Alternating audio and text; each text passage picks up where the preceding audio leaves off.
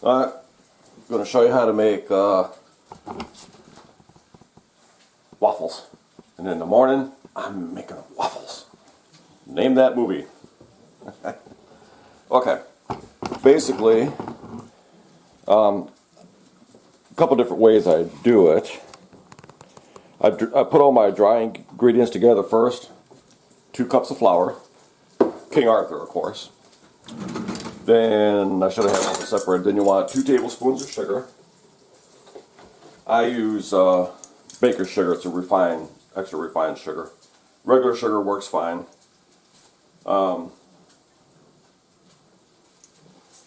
Close enough.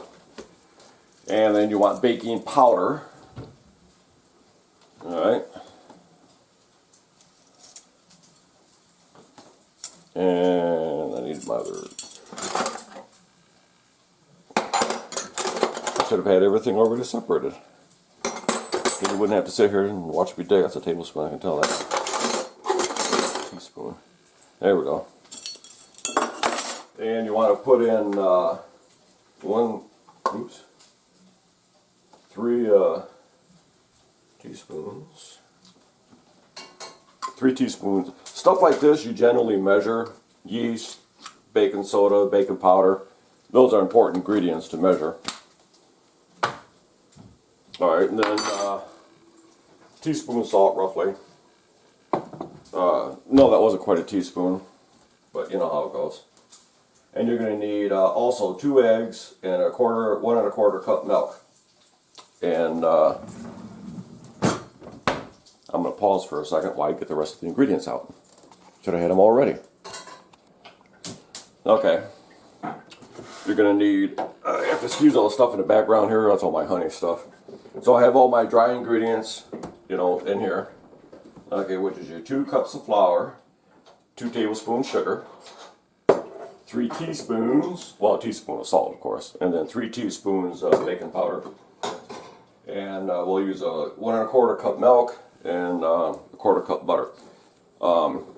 When I make pancakes, it's a different recipe, but when I make pancakes, I use bacon grease in the pancakes instead of oil.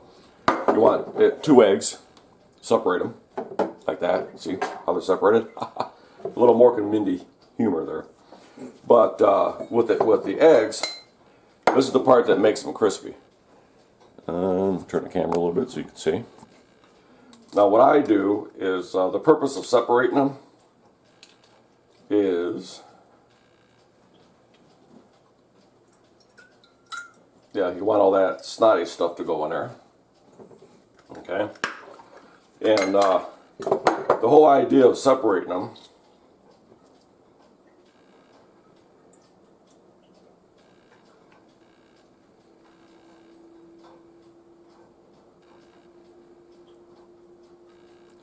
is, whoop, see, almost.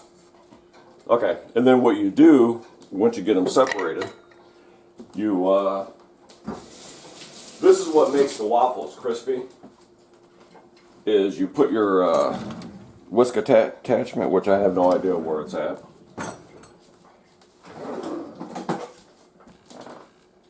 You know, your whisk attachment for your mixer. So anyway, I don't have that. So I'll just use this one here, which takes longer. You can see it's a newer mixer, it's a piece of shit. KitchenAid used to have high quality. Now they don't. The whisk attachment works better. But what you want to do is you want to fluff it up until you reach stiff points. And then I'll show you after that. Now, if you notice, you can hear it go higher, then lower, higher and lower. It's a piece of junk. KitchenAid used to be a high quality product. This is a newer one. And it's made with imported parts. They don't even make the parts here in the States anymore. And it doesn't have the whole same torque or anything, but that's going to be a whole nother review. So anyway, we'll pause it while that's mixing. Oh, and when you mix all your wet ingredients in here, people make the mistake,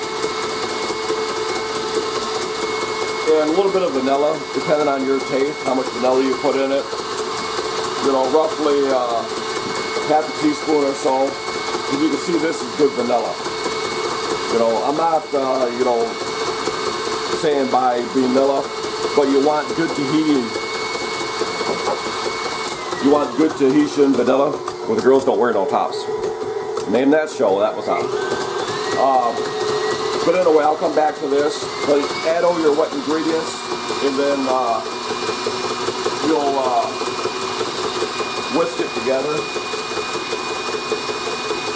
You know, so add your milk. I'm gonna get rid of that. We'll come back to that. So anyway, add your milk, add your butter, and then use your hand whisk.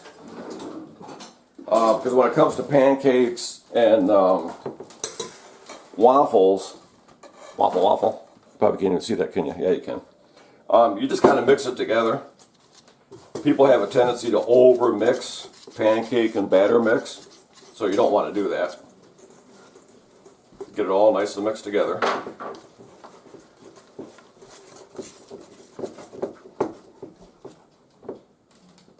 It's really thick, almost like there wasn't quite enough milk in it. Yeah, it's way too thick. I have to thin it out a little bit.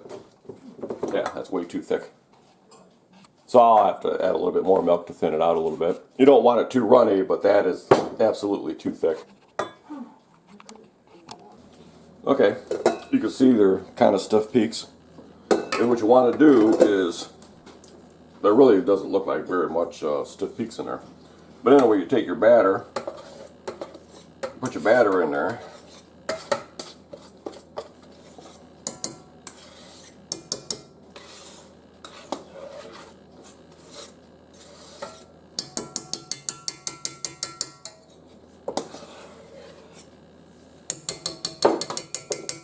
And then what you just want to do, when you mix that, just lightly fold it together, okay? Because you don't want to mix it thoroughly.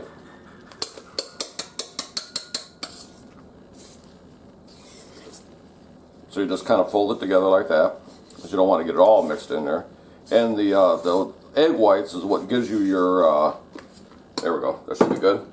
The egg whites is what gives you the crispiness of the waffles.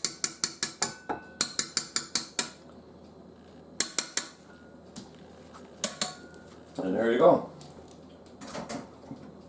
Then obviously you use a waffle maker, but you just fold the whites in like that. Usually I use a spatula to do it. Thusly, it works out better using a spatula. You know, because then you can scrape it off from the sides and that. Get it mixed in a lot better. But anyway, then you put it in your waffle maker, and the waffle, I'll get a shot of them when they come out. But it comes out really crispy, the waffles do. So just remember, 2 cups of milk, 2 tablespoons sugar, 3 teaspoons baking powder, teaspoon salt, 2 eggs separated, 1 1/4 cup milk, and then 1/4 cup butter. And you can add vanilla. If you don't want to add vanilla, you don't need to. You can add a little bit of honey to it, whatever you want. If it's too watery, add a little bit of flour. If it's not thin enough, just add more milk to it, and you'll be good to go. So as soon as the waffle maker is heated up, I'll make one, and you can see a good crispy waffle. Okay, waffle maker is ready. Then I'll take out a scoop. The batter's still a little bit thick, and you needed more liquid in it, but that's all right. Close your lid, and there you go. You'll see the steam start rolling out. I don't really know how long to cook them for. I don't ever keep track. I just figure when they're done. So we'll fade, and then I'll come back in when the waffle's done and crispy. There you go. A nice uneven waffle. Oh, not in front of the lens. See how nice and browned it is? You can cook it for as long as you want, you know, to get it more browned. That's entirely up to you. Even though this is non-stick, I still hit it with a little goose grease there.